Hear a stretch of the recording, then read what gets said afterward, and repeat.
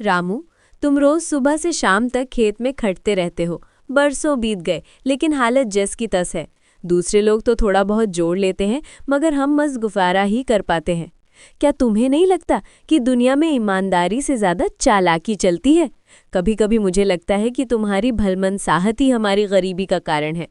गांव के गोपाल को ही देख लो, वही खेत वही मौसम, पर घर में सुख समृद्धि की कोई कमी नहीं। क्या वो तुमसे ज्यादा मेहनती है? नहीं ना। फिर भी उसके पास सब कुछ है। कहीं ना कहीं हमें भी अपनी सोच बदलनी होगी। कमला, तुम्हारी बात मैं समझता हूँ, मगर जो मेरे पिता ने सिखाया वो मैं कभी नहीं भूल सकता। ईमान की कमाई ही सच्ची दौलत होती है। गोपाल चाहे आज अमीर दिखे, पर उसका सुख नकली है। जो अनाज बेईमानी से उगता है वो कभी पेट नहीं भरता। मैं जानता हूँ कि हमारे पास कम है, लेकिन जो भी है वो सच्चाई से है। जब मैं खेत में पसीना बहाता हूं तो मुझे गर्व होता है कि मेरे हाथ किसी का हक नहीं छीनते। एक दिन वही लोग पछताएंगे जो झूठ और लालच पे भरोसा करते हैं। बस तू मेरा साथ देती रहे, बाकी भगवान देख लेगा। रामू अपनी सच्चाई पर टिका रहा, जबकि गोपाल अपने लालच पर। फिर एक दिन गांव में बड़ा तूफान आया, जिसने सबकी फसलें बर्बाद कर दीं। अरे रामू, सुनो, मेरी तो सारी फसल बर्बाद हो गई। लगता है इस बार भगवान ने भी साथ छोड़ दिया। तुम ही बताओ, अब क्या किया जाए। मैं सोच रहा हूँ कि मुखिया से जाकर मदद मांगूं। वैसे तुम्हारे खेत में भी तो नुकसान हुआ है ना, लेकिन सुना है तुम्हारे कोठार में कुछ गेहूं बचा है। चलो मिल बांट कर खा लेंगे। बस इस बार थोड़ा छिपा कर रखो, मुखिया को मत बताना, वरना सब मांग लेंगे और हम फिर खाली रह जाएंगे। आजकल जमाना ऐसा है कि जो चुप रहा वही बचा। सच बोलोगे तो सब तुम्हारे हिस्से का भी ले जाएंगे। गोपाल, तुम्हारी यही सोच तो हर बार तुम्हें गलत रास्ते पर ले जाती है। जो कुछ बचा है वो सिर्फ मेरा नहीं, गांव का है। जब चारों ओर भूख फैली हो तो अपना पेट भरना पाप है। मैं मुखिया जी के पास खुद चलूंगा और बता दूंगा कि मेरे पास थोड़ा अनाज है।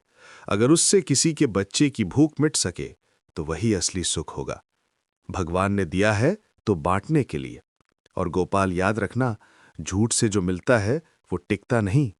तू आज भी सच्चाई पर भरोसा कर ले, शायद तूफान से बड़ी मुसीबत टल जाए। रामू का मन साफ था। अगले दिन वो मुखिया के पास पहुंचा और सारा सच बता दिया। गोपाल ने मन में ईर्ष्या दबाई, लेकिन कुछ नहीं कहा। रामू, तुम्हारी सच्चाई सुनकर मेरा दिल भर आया।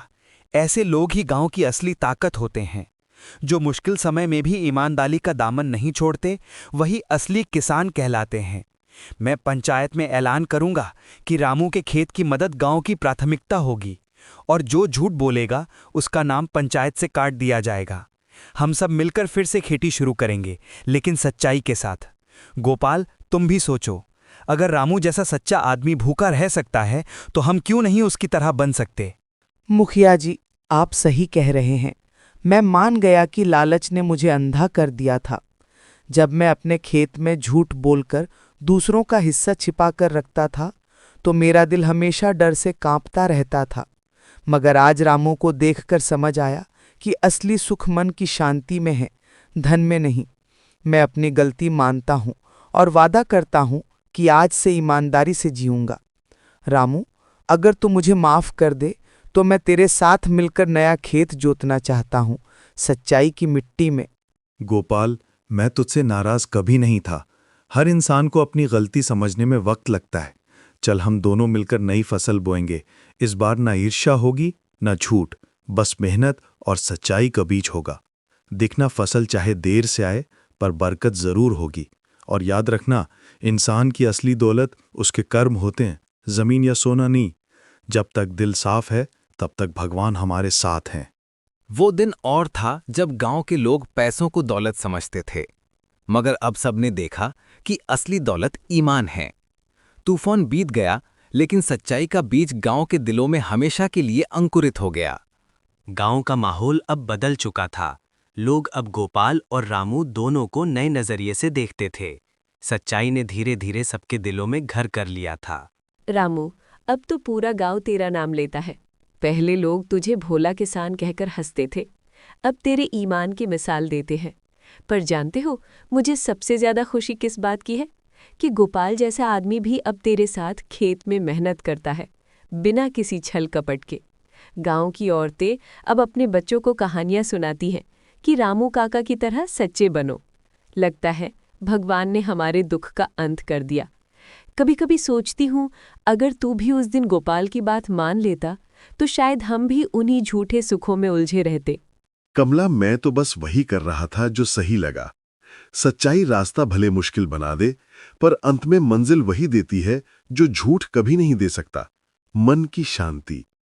जब मैं खेत में हल चलाता हूं और सूरज उगता है, तो लगता है जैसे भगवान खुद कह रहे हों कि मैं सही हूं। आज जो लोग ईमान को बोझ समझते हैं, कल वही देखेंगे कि उसका फल ही सबसे भारी होता है। गोपाल अब सच्चा साथी बन गया है, और यही असली जीत है, किसी को हराना नहीं, किसी को बदल देना। रामू, तूने मुझे माफ किया, ये तेरी बड़ी बात है। मैं जब रात को अपने घर में अकेला बैठता हूँ तो सोचता हूँ कि पहले की दौलत ने मुझे क्या दिया? बस डर, नींद रहित रातें और लोगों की नफरत। लेकिन आज जब मैं तेरे साथ खेत में काम करता हूँ और गांव वाले गोपाल भैया कहकर बुलाते हैं तो दिल भर आता है। शायद यही है असली इज्जत, जो डर से नहीं, प्यार से मिलती है। अब मैं हर बच्चे को सिखाना चाहता हूँ कि पैसा नहीं, ईमान सबसे बड़ी पूंजी है। मैंने इस गांव में बहुत उतार चढ़ाव देखे हैं।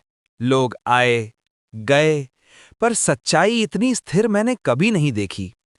रामू और गोपाल की कहानी अब हर पंचायत में सुनाई जाती है। मैंने तय किया है कि हर साल ईमान दिवस मनाया जाएगा, ताकि आने वाली पीढ़ी याद रखे कि इस गांव की असली ताकत झूठ या धन नहीं, बल्कि सच्चे लोगों की नीयत है। जब तक इस धरती पर ऐसे किसान हैं, तब तक हर फसल लहलहाती रहेगी। तुम दोनों ने गांव को सिर्फ अनाज नहीं सोच दी है। उस दिन आसमान साफ था, खेतों में नई फसलें उगाई थीं। रामू, गोपाल और कमला खेत में बैठे हंस रहे थे। दूर मंदिर की घंटी बजी, जैसे खुद भगवान ने कहा हो, ईमान का रास्ता भले कठिन है, पर वही सच्ची दौलत देता है। गांव हरिपुर में 2 किसान रहते थे, रामू और गोपाल। दोनों की जमीनें साथ लगी थीं, लेकिन सोच आसमान जमीन का फर्क रखती थी। एक ईमानदार था